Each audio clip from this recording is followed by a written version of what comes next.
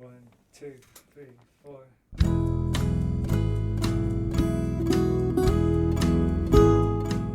Hello, you're listening to the SKYLIT Books podcast series. We are a general interest independent bookstore located in the Los Feliz neighborhood of Los Angeles, California. This year, because of the coronavirus pandemic, we've had to close our store and cancel in-person events. But SKYLIT is your neighborhood bookstore, and we are finding ways to create community even while we're far apart. In the coming weeks, we'll be putting out lots of new audio content to help you discover new books, connect with authors, and check in with your favorite booksellers.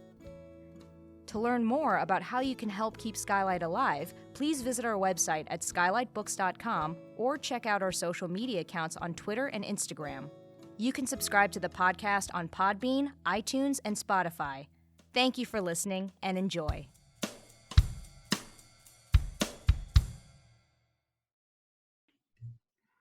Hi, my beautiful listeners and book readers, and welcome to SKYLIT. This is the SKYLIT Books podcast, and I'm your host, Lance, a bookseller at SKYLIT. As a Black and queer bookseller, you often have to compromise parts of yourself to see representation in the work you read and sell. The intersectionality of non-white and queer culture is still unrepresented in literature. So when an author like Bryan Washington comes along, whose work not only has the representation I'm looking for, but with his novel Memorial, does it in a way that feels like a modern masterpiece. It feels like I've been giving a personal gift, and I'm sure I'm not alone in that. I'm so happy today to have Bryan on our podcast to read from and have a conversation about his book that has hit me on such a profound level and introduce our community to him and his amazing work. Before I introduce him, I just want to remind you that SKYLIT Books offer curbside pickup and online ordering on our website, skylitbooks.com. Also remember, if you're visiting the store, to adhere to general CDC guidelines, wearing masks, keeping socially distanced, and hand sanitizing. And we thank you for that. So Bryan Washington, our guest today, is a National Book Award 535 honoree and winner of the Dylan Thomas Prize and the Ernest J. Gaines Award for Literary Excellence.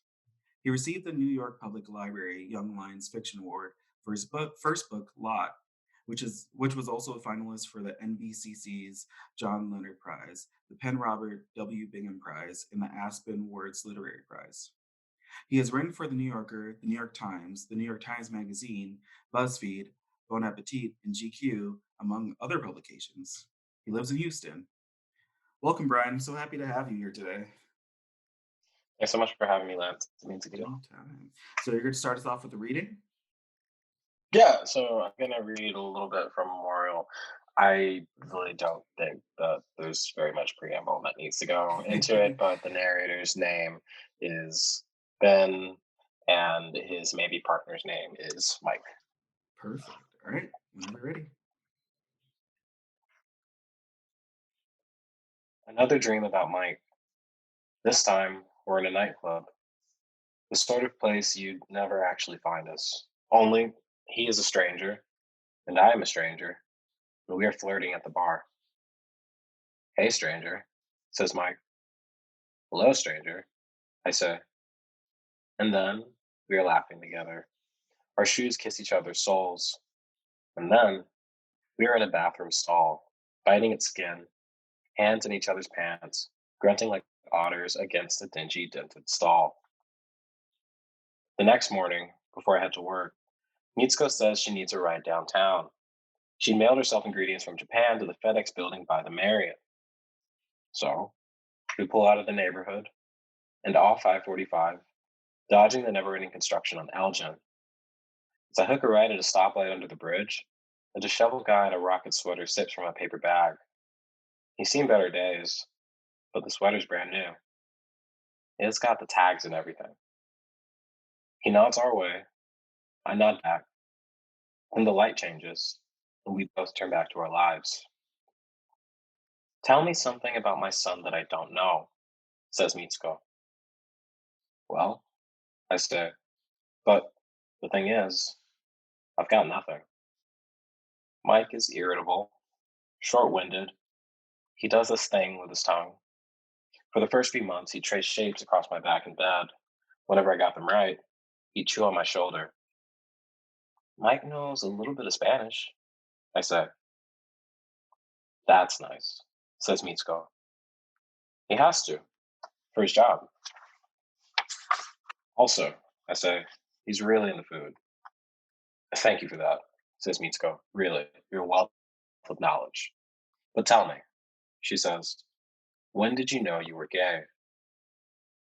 I take my eyes off the road, nearly swerving onto the sidewalk. Some loiterers in shades hop away from the curb. They flick me off through the rearview window. Never mind, says Mitsuko. Sorry, I say. It wasn't you. Of course it wasn't me, says Mitsuko. We resettle into traffic. If it helps, she says, I had no idea Mike was that way. He never told me, says Mitsuko, or his father. I had friends whose children are gay, sons who sleep with sons, girls who sleep with boys and girls, but not mine. I didn't see it. And then, says Mitsuko, one day, I just knew. Before he left home, it clicked. Everything finally made sense. There was nothing to say after that. We both understood. Cruising into the parking garage, we find a spot just across from the elevator. Once I've settled the car in park, we sit in the darkness. What kind of guy did you think your son would end up with? I say. Is that your real question? Says Mitsuko. Or are you asking something else? Are you asking if I thought the man would be Japanese? Or if I care that you're black? A white dude emerges from the elevator in front of us, looking extremely distressed. He fumbles with his keys for a second. At the sound of his car alarm, his whole body relaxes. If you put it that way, I say. Well, says Mitsuko, I didn't think about that. That wasn't my business. Isn't. I'm his mother. Or are you really asking what I think about you? She says. Another white guy in a suit unlocks the car beside us. He peeks into my window, frowning above his tie. I tell you, says Mitsuko, but you might drive us into the wall. Oh my God, that was, I mean, like, hearing it was just like reading it all over again. Thank you so much. Yeah, thank you. No problem. So I'm like, just, I was so grateful for your book when I first like got it, because it just helped me kind of escape from, I started actually reading it, I think, during the election insanity. Yeah, So that it was time period. it was a great it was just a great escape for me to from everything. Is there anything like right now that you're reading or watching that's giving you that same kind of comfort of just escape? Yeah, that's a really good question. So I feel like I spent like the past three, because usually I teach at Rice, but we're Mhm, off on our break for winter, and I mhm. feel like I spent the past 3 weeks just sort of like in a Ghibli hole, just like rewatching like Studio That's Ghibli films. Just amazing. it's sort of been where I'm at like right now, like Mhm. watching The Flight Attendant. That's been like a lot of fun.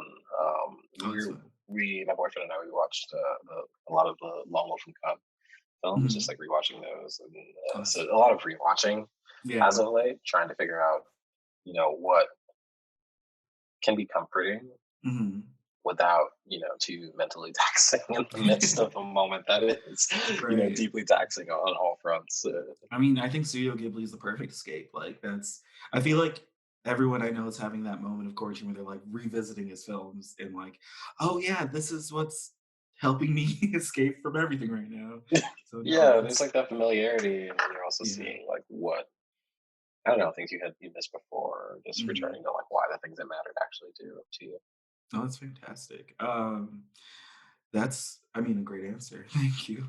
Um, I mean, like, there's probably a lot of great answers, but I feel like Studio Ghibli is like, special one, This is special an A tier. plus answer. Worked on Exactly. that one for the thank you. Exactly. Reading Moral, it's also emotional and intimate to me. Like, I remember, especially the parts when you described, like, between the characters Benson and Mike, their physical violence towards each other. It felt so like I kind of dissociated and felt myself in the story wanting to be like in there, like stopping it, and I felt powerless. But I realized that emotion was me just really getting into it and being in the story. Was there any tell me about a time when you were like in the writing process for the book that you felt like overcome like that with just a huge wave of emotion for the characters in the story? Mm. I feel like much of it felt that way. Hmm. I mean, a large part of what actually got me to finish the thing was me trying to and having to ultimately figure out like who each character was. I mean, Hmm. from the outset, I had like a sketch of them because the story originally began as like a short story, like 1,500 words or so. Hmm. So I had a sense of where their respective emotional pockets were, but as far as like who they actually were, like that's a good deal of sitting with them and writing and redrafting and editing and cutting, so that by the time I did reach those moments of physical violence or emotional violence or the more volatile conversations that Hmm. flow between them, whether it's between Ben and Mike or Mitsuko and Ben or Mitsuko and Mike or Eiju and Mike, Hmm. it was something I like felt, I Yeah. like felt for them, like in the midst of like actually writing it. But at least on my end, it was very much a first draft feeling, like once it was like actually on Hmm. the page, once it came time to like linger in those moments and edit them, it was just a matter of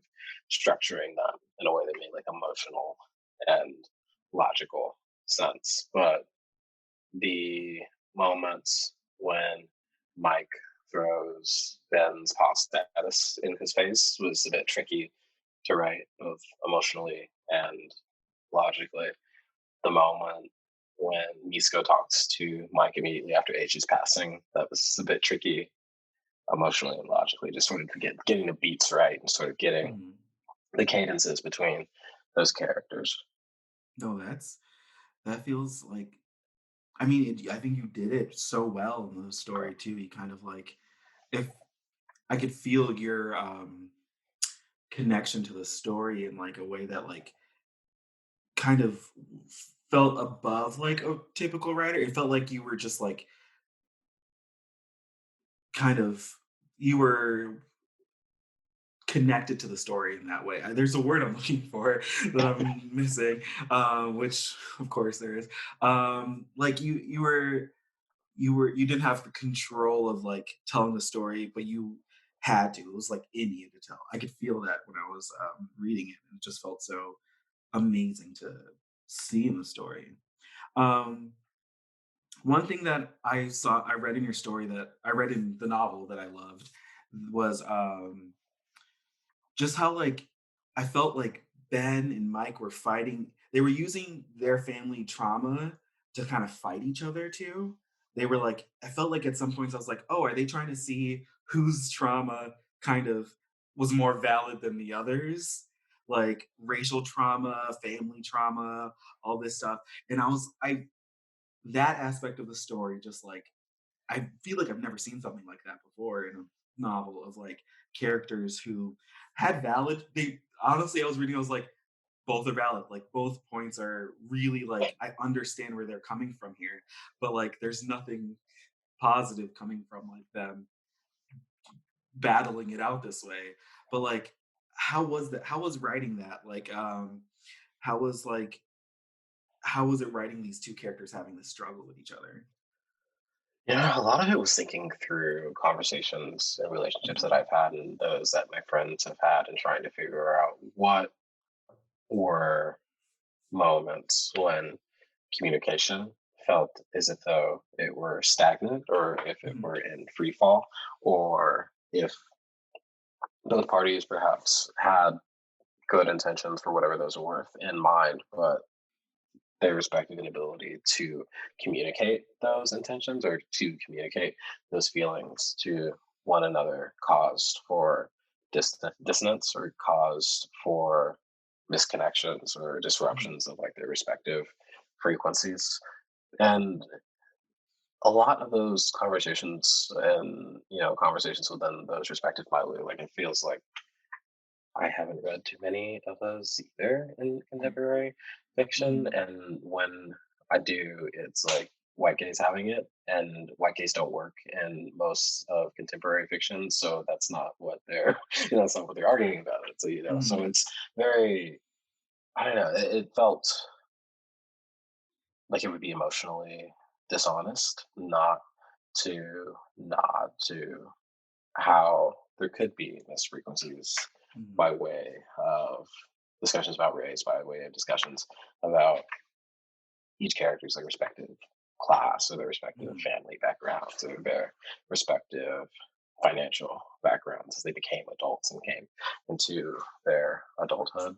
I mean, I don't think that it would have made like a logical sense for two characters that are living, or any of the characters that are living in a city like Houston, let's Mhm. say, that is so diverse, or tangentially like a city like Osaka that is so monocultural in a lot of ways, despite its being a port city, despite the diversity from that, not to talk about race or class, sort of eliding those things felt like it would be, I don't know, a very circumspect iteration of the narrative. So really trying to have a sense of like who each character was, like what values they held, and perhaps where those respective values caused for disruption between the folks around them, and whether or not they were able to like articulate those. And if they could articulate them, how they would be intuited by the folks around them. Just really trying to figure out what questions each character held dear and which ones they perhaps didn't have the answer to or couldn't answer. And those are the ones that I was most interested in lingering in Mhm. because it feels more like a better use of like a reader's time to Yeah. spend a little bit more in those moments where like a conversation can be had in lieu of like me as the author trying to be prescriptive about people having to be a certain way or think a certain way or relationship being a certain way. Did you, at any point, kind of sway to one side or the other? Like, did you? I know it's like the author's like the job to kind of be impartial to like your characters, but like, did you ever find it hard to like be impartial to one character over the other, where they're like their struggle was their like because I like I at times was like, oh, I kind of want to side with Ben a little bit more than over Mike, but like I feel like that's also my cultural background wanting me to like side with Ben. But yeah, did you feel that at any point while writing it? I feel like I've volleyed between the two, and that's like really funny because like I'll talk to like black folks and like almost like every other black person that I talk to, whether they're queer or not, like Mhm. they'll preface how they feel about the characters. So, like I know Yeah. that I should feel for Ben, but like Mike made some really good points. Or Mike like I'll made speak to great like points. I'll speak to Great. other folks like Oh, Asian American and they'll be like, I really like Mike, but like he's like fucking asshole like Ben. Like da, da, da, da, da. So I but that I mean that tells me like when I hear that it's really reassuring because what mhm, was important to me was to write a narrative and within that narrative a relationship, a very singular relationship in which the participants within it were people, they were mhm, autonomous people, both within the context of that particular relationship and also within their respective contexts and those respective revolutions. And it only feels, I don't know, that like the natural thing that mhm, I or like a reader would be more inclined to them one or the other, or more one in certain moments than the other, and to have that volley back and forth. I mean, a part of what helped me negotiate that was trying to get the word count for each of their respective voices as close mhm, to one another's as it could. I mean, ultimately, Ben has just around 1,100 more words than Mike does, but that is only because I couldn't get it down to one because it felt mhm, important to me, like in trying to illustrate a relationship, to give equal credence to each party within that relationship. It felt like the only way that I would have been able to create like a portrait of who they were individually and also who they were in tandem with one Mhm. another, and then to present that to the reader so that they, the reader, could come up with their own conclusions about where these characters were going. Mhm. And um, before I go on to the next question, I just want one part where I was like, I kind of, this might be a little bit, just like my own cultural background. My parents are both Jamaican immigrants, and so close to the end of the book, where like was reading Ben's mother cooking him like ackee and beef patties. I was like, oh, is he Jamaican? Oh my, well, I'm on his side now. I just like my parents. I was like, I have to be on his side. He's family. This is family with me. I Yeah, was like, I was like, yeah, that's fair. I have to sit with Ben now. I'm so sorry, Mike. That's fair. I was like, I was writing for Mike, and he just went on this emotional journey, but Uh, like. My man's eating ackee and saltfish and beef yeah, pat. I have to that's fair. no, it's just like, oh god, this was made for me. This book was made for me. So um, your book memorial and your book of short stories, lot, really shows like the love of the city of Houston, which I just felt like I've never felt connected to the city of Houston like I did reading your book. Which is like crazy because I know a lot about Houston, but like when I think of American cities, Houston never came to mind. But I feel like now it will. Now it's like gonna be something that like I have to visit Houston now. I have to see the city for my own. But like, did you? Half your book takes place in Osaka in Japan. Did you feel kind of a similar love or same love for Osaka that you did writing Houston in your books? Yeah, that's a really good question. So I think a part of like what one of the major drivers for me, like sitting down and thinking that this was a book that I might be able to write, was I've spent a pretty extensive amount of time in Houston, and there's a Hmm. certain warmth that I think emanates from both the place and its residents over time. And I have only ever experienced that warmth in Osaka. Uh, Houston felt like an interesting thing to me, like an interesting thing to untangle and to unpack because in some ways, just sort of like on site, they're very different cities. Japan, an island nation, Houston within Texas, within the States. One city is largely monocultural, Houston is deeply diverse. And yet, like getting the chance to spend time in both places, like certain connections, like reveal themselves, right? Like Hmm. each city's residents' love for their respective locales, the strength of Hmm. like each respective city's food culture, the influx of folks from outside of those respective cities that spend time in those cities, whether for commerce, whether for pleasure, whether for a permanent period of time or a more transitory one. And both cities are deeply funny, which is like a really strange thing to think Hmm. about, just sort of lingering. So really trying to figure out like what the link between those two places was for me Hmm. and how my specific experiences within those cities yielded that link, and if that link was strong enough perhaps for others to latch onto and to see what I saw that was connecting them was one of the questions that felt like it was stable enough for me to spend a good deal of time on.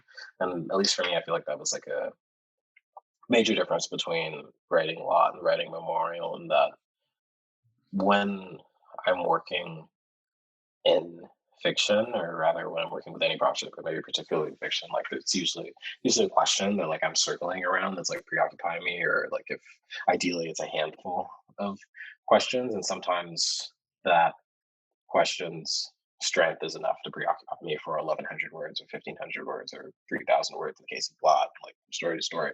Hmm. And other times, or at least for memorial more specifically, questions of like what makes a place a home, or can a person have many different homes simultaneously? Or like what does it take for a person like to be and feel okay, like individually and also as a unit within a larger community, or in tandem with another partner in a relationship, or two partners within a relationship? Like how can a person keep their emotional autonomy within that? And those are questions for which there really isn't a clear cut answer, and even if one were to come up with an answer on Monday, it might be different by Thursday, and that Mhm. feels like the sort of thing that I want to spend time parsing and playing with. So really trying to figure out which questions existed for me, which questions existed for the respective characters, and how they go about negotiating those questions without necessarily looking for an answer so much as furthering the conversation surrounding the questions along. Well, even with you saying there that like from Monday to Thursday you might have a different answer. I feel like that's like love for a city too. Like you to like have that kind of just spectrum of just like ideas and um just what you think of the city changing so much. Like there's so many cities I've lived in where I just like I can hate it one day and just like absolutely be entranced by it. It just it's love, isn't it? Just like for that place. And I can feel that in the story. Like watching um it's interesting you said you we talked about Studio Ghibli earlier, but like I felt that you know how like the visuals in his storytelling has a lot to do with the location. I kind of felt that in your story. I can see the locations um so clearly, more clearly than I could see a lot of other locations in other novels. Like I feel like you spent a lot of time just like making sure that we were in the city, which I was deeply grateful for while reading it. I appreciate it. Yeah. No problem. Um, so um, A24 is adapting Yeah. Memorial, which is Yeah. congratulations. It's gonna be a miniseries, right? Yeah, Um, yeah, thank you. It's like and you're fucking crazy. working yeah, and you're adapting that too. I can only imagine. um, how was that switching the writing formats from like a novel setting to a screenplay?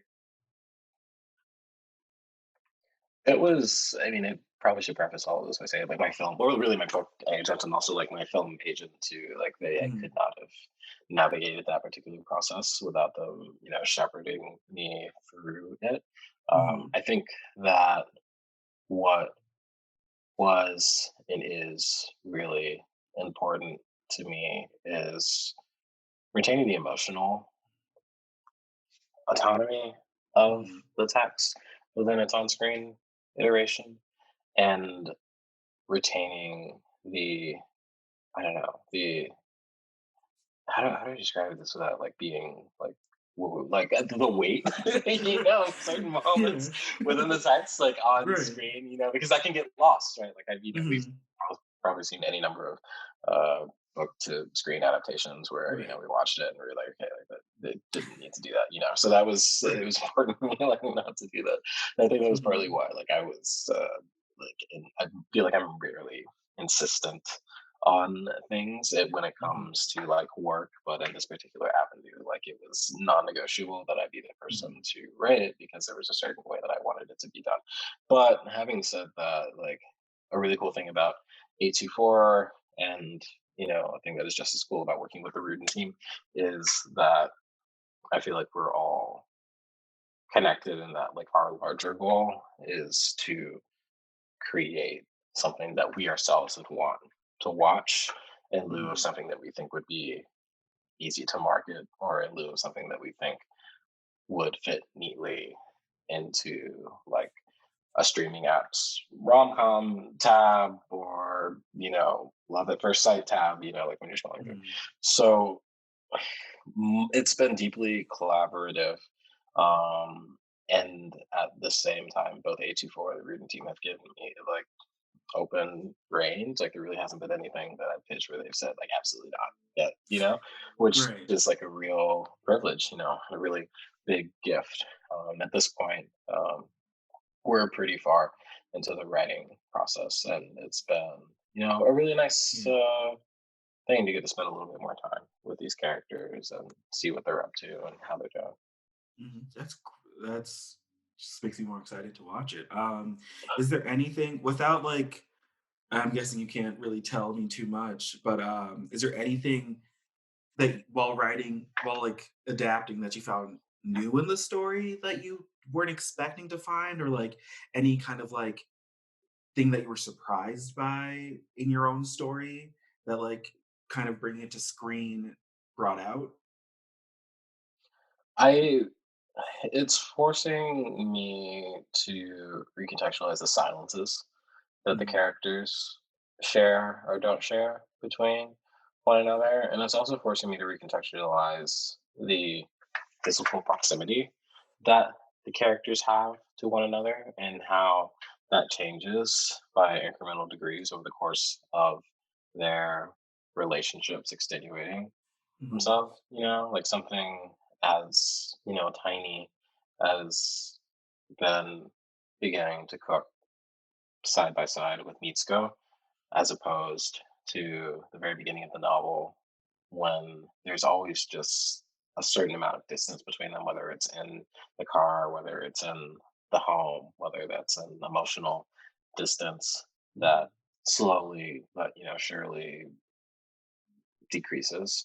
And like really trying to have a keen sense of like how that looks on screen and also what visually can be done to really extenuate and really elicit the emotions that the characters are having or the frustrations that they may be having or the more amorous thoughts that they may be having. Like how can that be done with cinematography? Like how can that be done with lighting? How can that be done with the soundtrack, or how can that be done with the visuals that we have in the foreground contrasting with those in the background, or vice versa?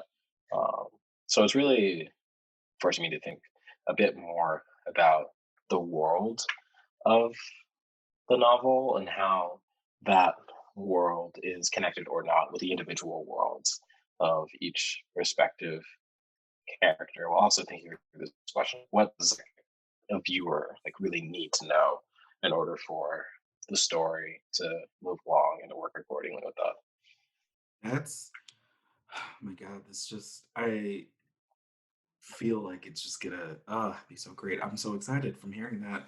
Um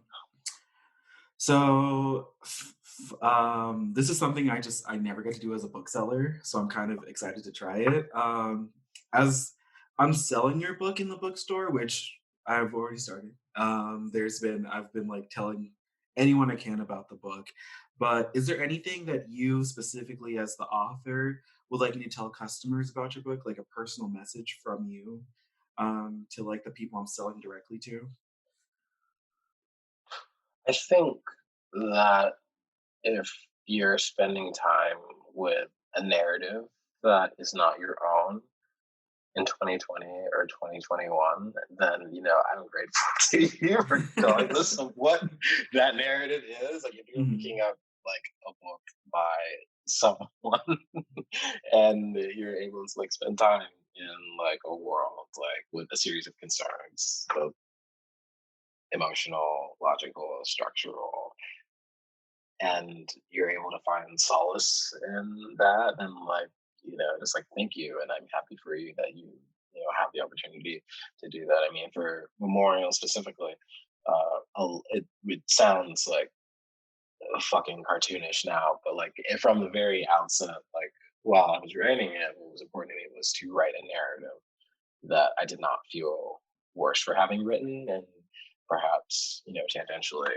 a narrative that one would not feel worse for having read. I think Mhm. there's a way in which narratives featuring marginalized characters, like in contemporary American fiction, like if they're in the story, then they're gonna die at some point, or they're gonna navigate some sort of inevitable trauma, and that's going to be the point of their being there, or something calamitous is going to happen to them, and that will be the point of their being there. And I wasn't interested in writing a narrative that trafficked in the traumas of its characters, because I think that there's a pretty distinct difference between that sort of narrative and a narrative that acknowledges the traumas and the hardships that a character is navigating without that being like the crux of their being. Mhm. Like trying to create fully composite people on the page. So, I if someone spent half of a second with Memorial, like in this climate, I'm grateful. But I've gotten to talk to folks who've read it, and something that's been really heartening is hearing people say that it made them feel happier, made them feel better for like a little while in the midst of everything. So that's been a really reassuring thing. So I think I'd just be thankful if someone were even considering it. No, let me add to that list of people who said, yeah, just maybe I finished it and I was just smiling for like a good 30 minutes because I was just like, just that, what an amazing, like, without spoiling it, just what an amazing ending to like the last, I think, 20, 30 pages. I just kind of took my time with because I was like, I don't want this to, I don't know how it'll end, but I just don't want it to either. And I kind of got a little bit of satisfaction at the end with that. So I personally thank you for that. I have two more questions, and I think that'll be it. So my second to last question is with the food in this book. Like, there's so much food. I was like, God, there should be a recipe like add addendum to this where I could just like make everything that they're making. Maybe But like, A24 will do it. uh, CCA24. A24, I want that cookbook. They could do a great cookbook actually, probably. That and I will buy it. But was there any particular meal in the book that you like really want you would love for everyone to try and cook at home? That's a really good question. What would be a Not meal including the that Jamaican meal, which everyone should cook. not I can't Because solve this. Yeah, I that's can it. Man. solve I fish, can't solve beat this. that. Just like you should be eating this on a regular. Okay, I can solve this. Right now, uh, I'd say maybe Odin, right? Like, or really any to put around like a hot pot or like a clay pot would be the thing that I would want folks to try. Perhaps that's especially exacerbated because we're like in a moment in the midst of our pandemic when so many of us are like siloed in like our individual revolutions, whether in tandem with another person or a handful of people or just like Mhm. ourselves by ourselves. But when it becomes safe to have those sort of communal meals again. Like I Hopefully would soon.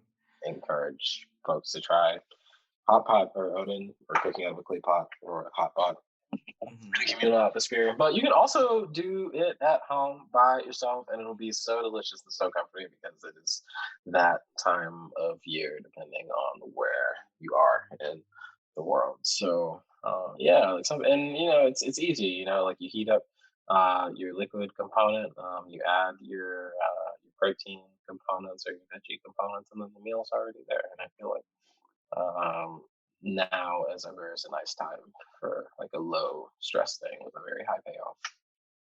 No stress, high payoff. That's I think that's the perfect sweet spot, right? Yeah. No, that I'll be googling how to make this immediately after we're done. So thank you for that. Last question. So I was kind of gauging the Skylight staff to try to see like what like a good ending question would be, and I think the consensus. And you have a lot of fans from the Uh, Skylight book staff, so Big this is a time, yeah. shout out to them. They we all love your books, but Thank your you all. what the cover of the book we were trying to all decipher like because there's so many meanings to it. If you haven't seen it, it is a white plastic bag held up by two chopsticks, right? And it, we were like, some of us were like, is it surrender in the relationship? Is that kind of like what you were trying to like go for, like a white flag of surrender for them as a couple? Like, is it surrendering like the battle that we were talking about earlier? Is it surrendering their anger or their trauma? Yeah, we really wanted to know, like, we were like, what does this mean? Well, there's so many possible meanings here. No, which is great. We're like, just like so transfixed by this beautiful imagery. Yeah, I think that thank y'all like Scarlet staff for like even reading the book, let alone like being Oh, about the yeah. cover. I mean, it's good to, but I Yeah. think that this gives me the opportunity to talk about Na Kim, who is the artist. Like talking about Na Mhm. Kim is my favorite thing to do. It's been my joy in the Great. midst of like the Memorial Press store because I think that she just did like such a lovely job with the cover. Like I feel like Mhm. in any industry maybe, but like within publishing in particular, there are people who are doing like working at like a really high level, and like you look at them, you say like, wow, like they're doing a really good job. And then there are other people who are just like doing things that are just like I don't know, like they like define like the industry just sort of follows them, Right. just sort of implicitly, like they do something and then everyone sort of got and I feel like that's what she's doing. And one thing that I so appreciate is that the cover can mean so many different things, Mhm. depending on who is approaching the book and the context in which they're approaching the book. And then that context can change and the viewers or the readers attachment to the cover, like what they see in the cover can change simultaneously. So it can just be chopsticks in a plastic bag, or it can be a flag alluding to like the porousness of borders or like the porousness of nationalities, or it can be a surrender sign flag, right? Like a truce flag, Mhm. or it could allude to the foodiness of the book, so to speak, right? Yeah. It has been like the biggest joy to talk and think about like what Na had in mind and how she was able to like draw all that from the text. And it was, as with lot, like it was a cover that made me recontextualize like how I felt about the book upon seeing it, and like even now. So I just feel like really lucky to have gotten to work with her on this and for her to give it her care. Yeah. I kind of like because this is. I'm gonna ask one more question quickly. If you could step away from being the author of this novel and seeing this cover as like a person who just knows the story, would you? What would you see the cover as? Like, and this is like to like not to say this is the defining meaning of the cover, but like you specifically, what would you say the cover means to you? That's a really great question.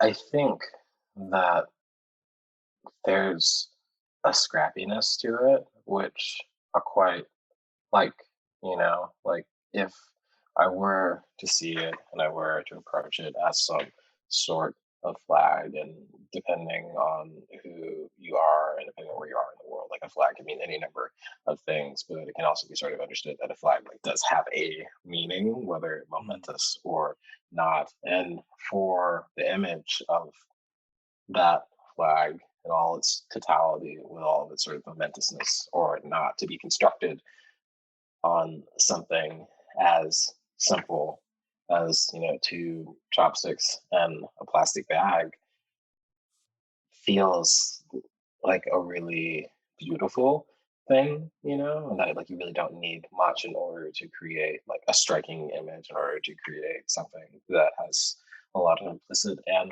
explicit meaning, and to see that like with the word memorial, like I feel like it was important to me that the novel be named Memorial because there is that explicitness for the immediacy of the word, the momentousness of the word. But at the same time, implicitly, a memorial can be many different things. Like a memorial can be something that makes you laugh, right? It can be something that is mournful. It can be something that's casual or something that is deeply formal. Like a memorial can be something that is memorializing like a 15-second event, or it can be memorializing something that took place over many decades or generations. And that can change from person to person in the same way that, the meaning of a flag or the meaning of the image on the cover can change from person person. Mhm. So I don't know. I think that it would just give me space to think through like what the book could yield and how what the book yields connects to the cover. Yeah, no, I love the way you said it was just scrappy, like the scrappiness of it. And that's like now, like, I mean, I think that's something that I was like, I loved while reading it, just seeing how like they were two like kind of survivors meeting each other. They both survived so much in their lives and separately and together. And I think, yeah, the cover really just like memorializes that kind of. Yeah, memorial. Look at me, It like comes full circle. look at that full circle. So yeah, that's it from me. Thank you so much for sharing your work with us, Brian, and thank you so much for answering my questions and just talking with me. It's just this has been such a pleasure. So Thank you, Lance. Really, for taking the time at all. no, like Good deal. it's like just like whenever like an author like you just comes and like talks to just a bookseller like who's like out here like just it's when you write a book like that that I get to like it feels like a gift for me to share with other people. Like it doesn't even feel like a job whenever I get a book this good. It feels like a person like I feel like I feel like I have to show people this because it's just so good. So it kind of thank you for helping just me do that. It's such a gift. But so for our listeners, you can order a copy of Memorial at skylightbooks.com. You can come in the store and grab a copy. We also have Brian's previous book of short stories, Lot, for sale too. And just thank you for listening today. Brian, do you have the last shout out for our fans of the podcast and fans of yourself? Yeah, many thanks to the fans. Many or no, not thanks to the fans. Many thanks to the staff, specifically at Skylight, for like taking the time with Memorial. But thanks for taking the time with literature and like narrative generally. Because I mean, quiet as it's kept, like booksellers like run the industry. Like they are the engine that keeps the industry running one way or another. So the fact that there's a podcast that is taking the time to talk to folks that are trying to tell the stories that they're trying to tell, and one that is like thoughtful, and one that gives a good deal of care within those conversations. Like it means a good deal. So many thanks to the booksellers of Skylight specifically, but to all booksellers generally, and to folks that are taking the time to listen. Thanks for hanging out for a little while. Thank you, Brian. And thank you for our lovely listeners and book readers for just joining us today. And hopefully you guys all have a great day, whatever that looks like for you. And thank you. Yeah, take care. Stay safe. Thank you for listening to the Skylight Books podcast series. Please don't forget to visit our website at skylightbooks.com and make sure to follow us on Twitter and Instagram. Also, don't forget to subscribe to this podcast for more author talks and bookseller conversations. You can find us on Podbean, iTunes, and Spotify. Stay safe and healthy, and we hope to see you back in our store soon.